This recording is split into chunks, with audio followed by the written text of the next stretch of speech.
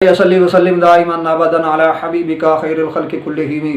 معزز و محتشم برادران اسلام، جمعۃ المبارک کے متعلق چند اہم اعمال جن کا کرنا بڑا ضروری بھی ہے اور باعث ثواب بھی ہے، وہ آپ کے سامنے عرض کرنے کی کوشش کر رہا ہوں۔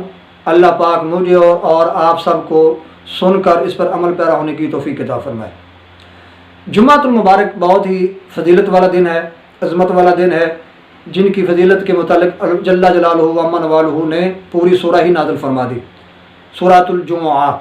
تو جمعہ بڑا ہی پیارا دن ہے، یہ اللہ جل جلالہ و عم نوالہ کی خوشنودی اور رضا کا دن ہے، تو جمعے کا اہتمام کرنا چاہیے اور ذوق شوق سے ادا کرنا چاہیے۔ میرے پاک نبی صلی اللہ علیہ وآلہ وسلم نے ارشاد فرمایا کہ جو شخص 3 جمعے مسلسل لگاتار چھوڑ دیتا ہے جان بوجھ کر، فرمایا اللہ پاک اس کے دل پر نفاق کی مور لگا دیتے ہیں۔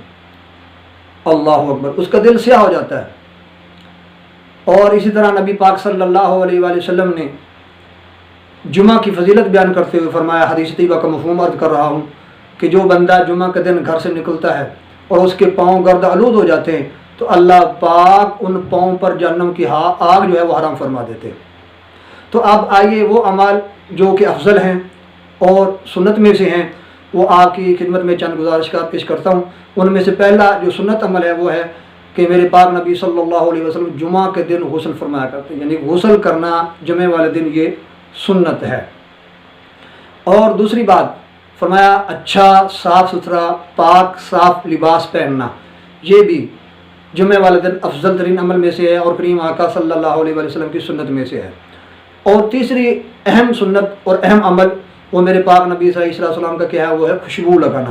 خوشبو یہ میرے پیارے آقا صلی اللہ علیہ وآلہ وسلم کو نہایت ہی محبوب ہے، اور میرے پاک نبی صلی اللہ علیہ وآلہ وسلم نے فرمایا، حدیث طیبہ کا مفہوم ہے کہ فرمایا تحفے میں خوشبو دیا کرو، یعنی کہ یہ اس طرح کا مفہوم بھی آتا ہے۔ اور اسی طرح فرمایا کہ خوشبو کا اگر کوئی تحفہ دے تو اس کو رد نہیں کرنا چاہیے۔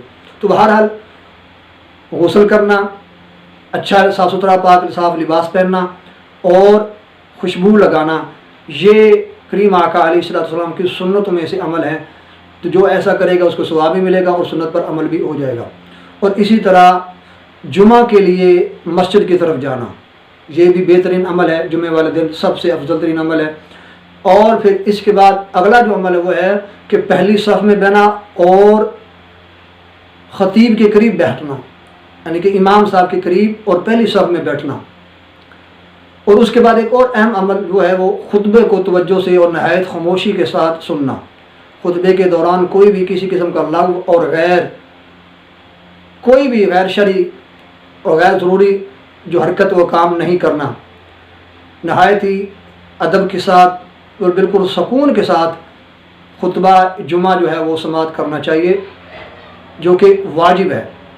تو یہ تھے چند اعمال جمعے والے دن جن کے کرنے کی بڑی فضیلت ہے، بڑی اہمیت ہے، لہذا بحیثیت ایک مسلمان کے ہم سب کو جمعے والے دن خاص اہتمام کرنا چاہیے۔